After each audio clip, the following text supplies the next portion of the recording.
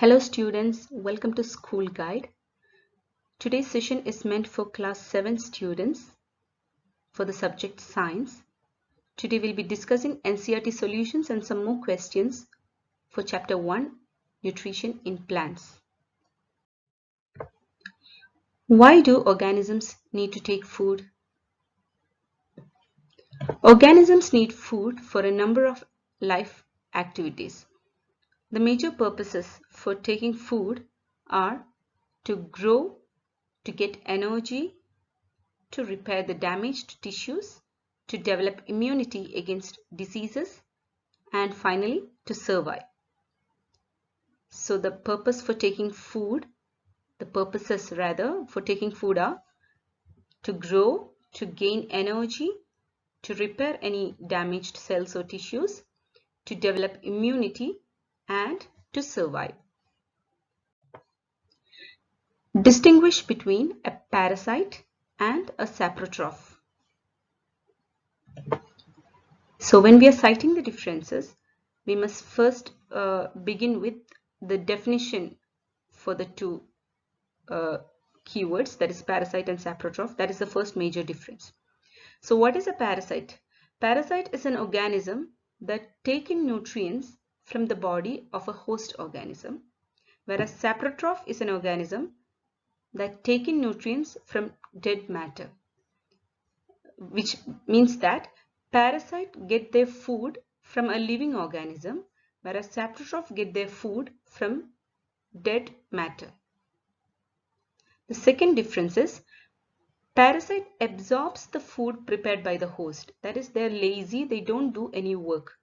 They just wait for the host to do the work, and when the food is ready, they just absorb it. Okay? And saprotroph, they do some work. They digest the food themselves because they're feeding on dead matter, but they digest the food outside their body. Okay, so saprotroph digests the decaying matter outside the body and then they absorb it. That's the second difference. Coming to the third difference, the parasites, they live on a living organism, so they're harmful for that host. They can cause harm to a living organism, which is the host on which they live. And saprotroph, on the other hand, is not harmful for living organisms because they just feed on dead matter. And the final difference is just the examples for each type. Example for parasite is Kescuta, which is also known as amabel, and example for saprotroph is one is mushroom and the other one is fungi. How would you test the presence of starch in leaves? The presence of starch in leaves can be tested by using iodine test. Whenever iodine comes in contact with starch, a dark blue color is produced. So what we do to test the starch in leaves is we add a few drops of iodine solution on the leaf, and if the leaf changes to dark blue color, the presence of starch can be confirmed. Give a brief description of the process of synthesis of food in green plants. The process by which green plants synthesize their food using water and carbon dioxide in the presence of sunlight is called as photosynthesis. So photosynthesis is the process by which plants make their own food, but they need some raw materials for this process. These raw materials are water and carbon dioxide, and also sunlight should be present. And the preparation takes place in the leaves. So basically leaves are the food factories or kitchen of a plant. So photosynthesis can be written down like a chemical reaction wherein carbon dioxide reacts with water, carbon dioxide plus water in the presence of sunlight and chlorophyll, and then they become some other thing. They become the products, which is carbohydrates plus oxygen. So the next part of this answer discusses from where do the plants get each of the materials needed to carry out photosynthesis. The first material needed for photosynthesis is water. The plants get water from the soil. Yeah, so who is in contact with the soil? Roots. So the roots absorb water and transport this water to the leaves where the photosynthesis is happening. Second raw material required is carbon dioxide, and it is present in the air. So the plant grabs this carbon dioxide through the stomata, small openings in the leaves. Okay. And thirdly, the material required is not material, the factor required is sunlight. Sunlight is directly absorbed by the chlorophyll. So this is a description of how photosynthesis happens in green plants. So once everything is ready, the carbon dioxide reacts with water, and then carbohydrates and oxygen are produced. Okay. This picture gives an illustration of how photosynthesis happens in plants. Show with the help of a sketch that the plants are the ultimate source of food. This sketch shows more than one food chain. You can add any number of food chains you want, but there is any number of food chains you add, one thing is in common. In this particular figure, you can see what is the common point between the two food chains. It is plants. So this figure basically shows that plants are the source of food. Plants are the originating point of any food chain because they provide food to all other living beings, either directly or indirectly. So plants are the producers of food. All food chains begin with a green plant. All other organisms directly or indirectly depend on plants for their food. So they are the ultimate source of food. Now let's move on to fill in the blanks. Green plants are called dash since they synthesize their own food. Autotrophs. The food synthesized by the plants is stored as starch. In photosynthesis, solar energy is captured by the pigment called chlorophyll. During photosynthesis, plants take in dash and release dash. So those are two gases. Plants take in carbon dioxide and release oxygen. Name the following. A parasitic plant with yellow, slender and tubular stem. The most famous parasitic plant, Kescuta, which is also known as amarbel. A plant that has both autotrophic and heterotrophic mode of nutrition. Pitcher plant. The pores through which leaves exchange gases. Stomata. Next question is, tick the correct answer. It is a multiple choice. There are two multiple choice questions. Amarbel is an example of autotroph, parasite, saprotroph or host. Parasite.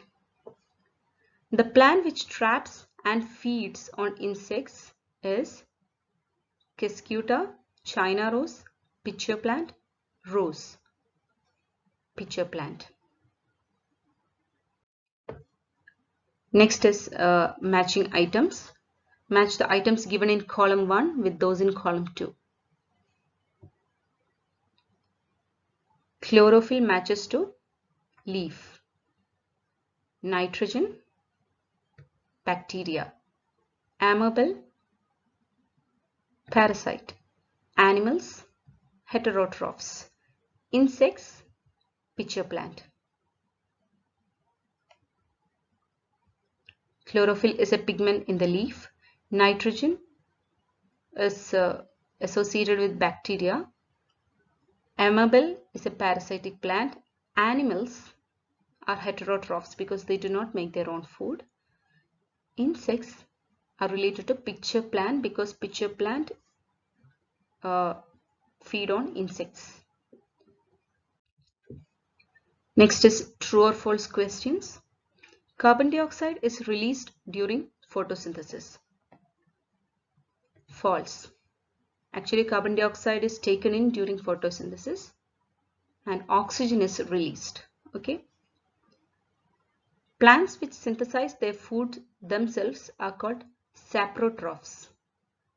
False. They are called autotrophs. The product of photosynthesis is not a protein. True, it's not a protein, it's a carbohydrate. Solar energy is converted into chemical energy during photosynthesis. True, because photosynthesis is basically a chemical reaction. Choose the correct option from the following. Which part of the plant gets carbon dioxide from the air for photosynthesis? Root hair, stomata, leaf veins, sepals. So which part absorbs, through which part does the plant absorb carbon dioxide? Stomata. Choose the correct option from the following. This is the same question but in a different form. Okay, it's given like this in the textbook. Plants take carbon dioxide from the atmosphere mainly through their roots, stem, flowers, leaves. Which part? You might be confused because didn't we just answer that it is stomata? Yeah, it is stomata, but where is stomata located? In which part of the plant? That is given here. Leaves. Okay. So that's your NCERT questions and solutions. Let us discuss some more questions that have been asked in previous years. Name the type of nutrition found in green plants. Autotrophic nutrition. Give an example of a plant showing the same mode of nutrition as depicted in this figure. This figure basically shows a parasitic plant and a host plant. So which is the plant that has the same mode of nutrition like this? It's Cascuta or amabel. Tiny pores on the surface of the leaves are called stomata. It helps the plants to perform what? Gaseous exchange, to take in carbon dioxide and to give out oxygen, just like respiration in human beings. Okay. Stomata is surrounded by guard cells. What is the function of guard cells of stomata? The guard cells control the transpiration or the gaseous exchange by opening and closing the stomata, because the stomata should not stay open for a long time. If it is so, there will be water loss, which is not desirable for the plant, and it should not remain closed for a long time as well. Otherwise, there will be no gaseous exchange. It has to take in carbon dioxide and give out oxygen. So there should be a controlled opening and closing, and this controlling is done by the guard cells. Okay. What would you observe when a variegated leaf is tested for the presence of starch? Variegated leaves are nothing but leaves that has two colors, the green color and white color. Like in the same leaf, there will be some portions will be green and some portions will be white.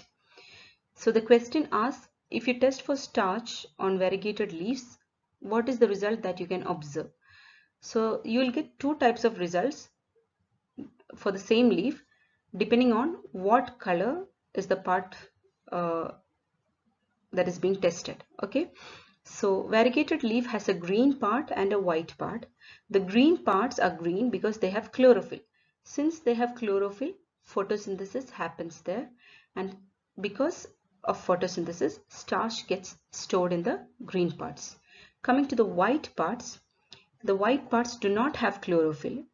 As a result, no photosynthesis happens here. And because no photosynthesis is happening, there is no starch in the white parts. So when a variegated leaf is tested for starch using the iodine test, when you sprinkle iodine on a variegated leaf, only the green colored part will turn dark blue because only the green colored part has starch. The white colored part does not have starch, so they will not change color in the iodine test.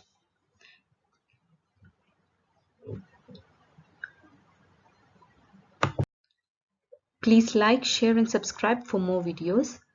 Press the bell icon to get the notifications when new videos are getting uploaded. Thank you.